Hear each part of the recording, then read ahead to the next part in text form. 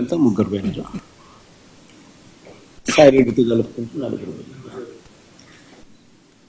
Basically పోయే ప్రతి ఒక్కరికి కూడా నేను ఒకటే మాటే చెప్తా, రాజకీయాలలో ఉన్నప్పుడు క్యారెక్టర్ క్రెడిబిలిటీ అనే పదానికి అర్థం తీసుకున్నాను. రాజకీయాలలో ఉన్నప్పుడు కాలర్ ఎగరేసుకొని చెప్పాలి, పలానాడు మా నాయకుడు అని. అది ముఖ్యమంత్రి అయినా సరే, ఎమ్మెల్యే ఎంపీ అలాంటి ఆయనైనా సరే, ఎమ్మెల్యే అయినా ఇలాంటి అయినా సరే, ఎవరి గురించి అయినా కానీ ఇట్లా గొప్పగా చెప్తాం.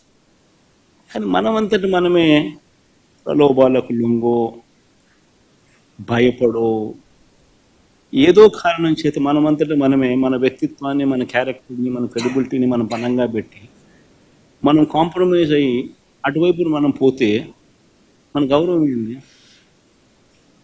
మన వాల్యూ ఏంది, మన క్యారెక్టర్ ఏంది, మన క్రెడిబిలిటీ ఏంది?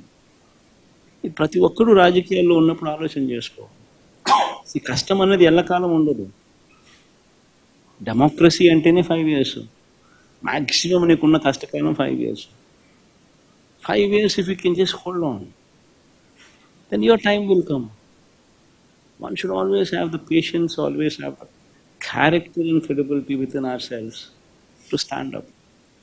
అది సాయిరెడ్డికైనా అంతే, పోయిన ముగ్గురు ఎంపీలకైనా అంతే. ఒకవేళ నువ్వు చెప్తా అన్నట్టు ఇంకా ఒకడో అరో ఇంకా పోయే కార్యక్రమం జరిగితే